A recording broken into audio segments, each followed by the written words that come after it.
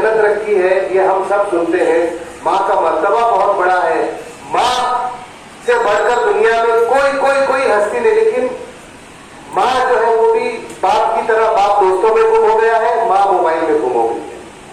बाप दोस्तों के पास चला जाता है, सब नहीं, मैक्सिमम ज्यादातर बाप दोस्तों के पास चला जाता है, और इस कोरोना के बाद सबके पास मोबाइल आ गया है। माँ बहन को फोन लगाएगी, माँ बहन को फोन लगाएगी, माँ को फोन लगाएगी, ननद को फोन लगाएगी, 12 बजे तक 11 बजे तक फोन चलता रहेगा। फिर उसके बाद टिकटॉक, मॉड, यूट्यूब, ये वो तमाम चीजें जो है, कब जो है वो मोबाइल देखते देखते नींद लगती है हमको भी पता नहीं चलता। ये बहुत सारे लोगों के जो है मसले मसाइल हैं।